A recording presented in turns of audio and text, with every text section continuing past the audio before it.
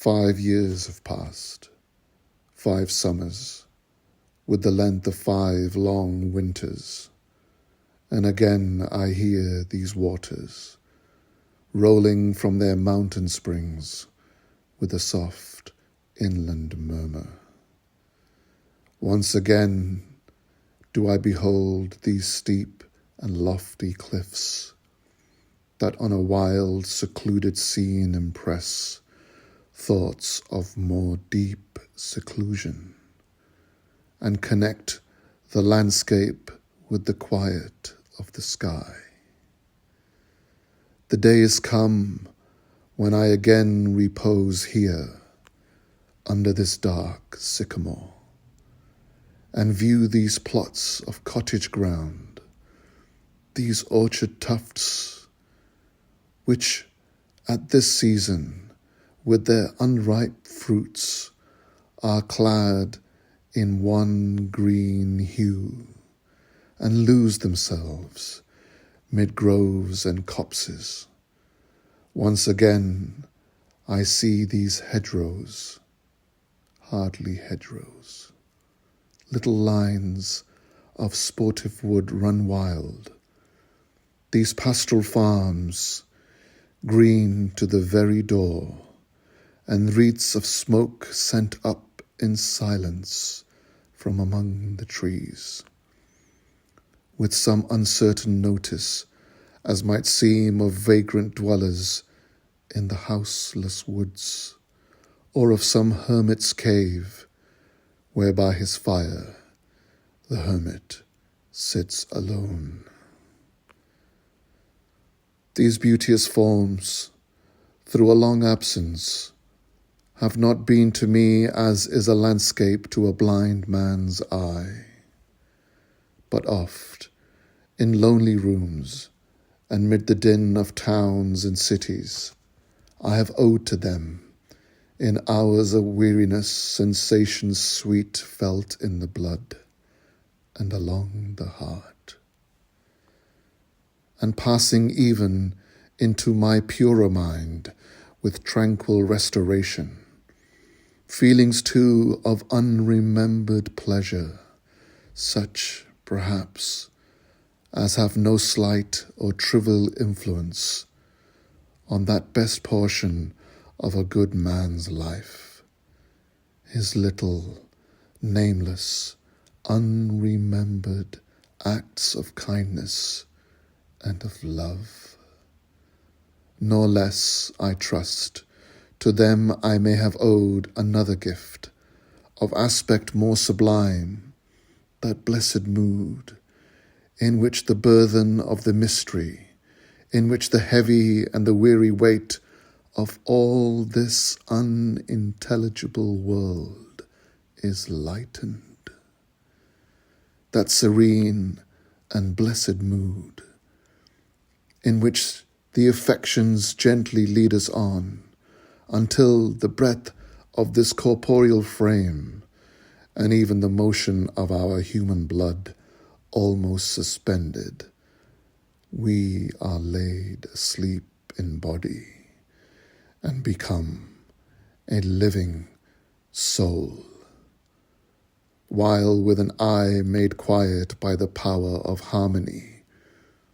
and the deep power of joy, we see into the life of things.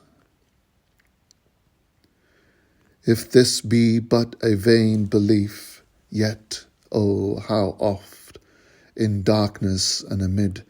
the many shapes of joyless daylight, when the fretful stir unprofitable and the fever of the world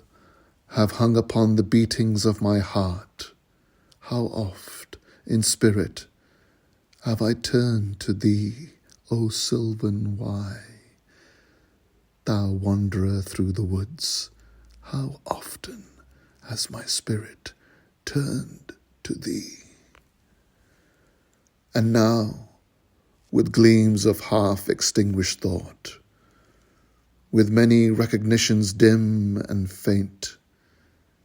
and somewhat of a sad perplexity, the picture of the mind revives again, while here I stand, not only with a sense of present pleasure, but with pleasing thoughts that in this moment there is life and food for future years. And so I dare to hope, though changed, no doubt, from what I was when first I came among these hills, when like a roe I bounded o'er the mountains by the sides of deep rivers and lonely streams, wherever nature led, more like a man flying from something he dreads than one who sought the thing he loved. For nature then, the coarser pleasures of my boyish days, and their glad animal movements all gone by, to me was all in all. I cannot paint what then I was. The sounding cataract haunted me like a passion. The tall rock, the mountain, the deep and gloomy wood, their colours and their forms were then to me an appetite, a feeling and a love that had no need of a remoter charm, by thought supplied, nor any interest unborrowed from the eye. That time is past, and all its aching joys are now no more, and all its dizzy raptures not for this faint eye. No mourn nor murmur, other gifts have followed for such loss. I would believe abundant recompense. For I have learned to look on nature, not as in the hour of thoughtless youth, but hearing oftentimes the still, sad music of humanity, nor harsh nor grating, though of ample power to chasten and subdue. And I have felt a presence that disturbs me with the joy of elevated thoughts, a sense sublime of something far more deeply interfused, whose dwelling is the light of setting suns, and the round ocean, and the living air, and the blue sky, and in the mind of man, a motion and a spirit that impels all thinking things, all objects of all thought, and rolls through all things. Therefore, am I still a lover of the meadows and the woods and mountains, and of all that we behold from this green earth, of all the mighty world of eye and ear, both what they half create and what perceive, well pleased to recognize in nature and the language of the sense the anchor of my purest thoughts, the nurse, the guide, the guardian of my heart, and the soul of all my moral being. Nor perchance, if I were not thus taught, should I the more suffer my genial spirits to decay. For thou art with me here upon the banks of this fair river, thou my dearest friend, my dear, dear friend, and in thy voice I catch the language of my former heart, and read my former pleasures in the shooting lights of thy wild eyes. Oh, yet a little while may I behold in thee what I was once. My dear,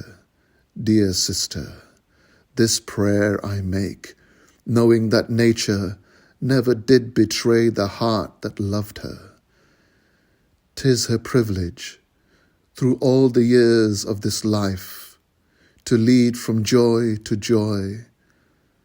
For she can so inform the mind that is within us, so impress with quietness and beauty, and so feed with lofty thoughts,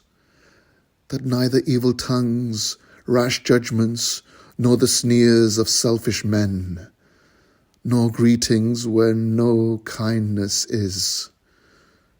nor all the dreary intercourse of daily life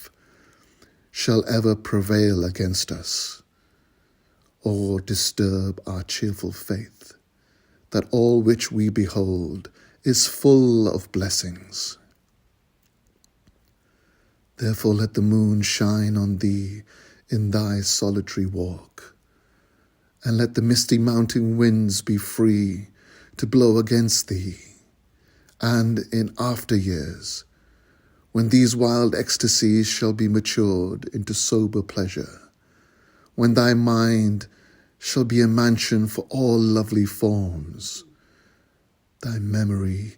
be a dwelling place for all sweet sounds and harmonies. O then, if solitude or fear or pain or grief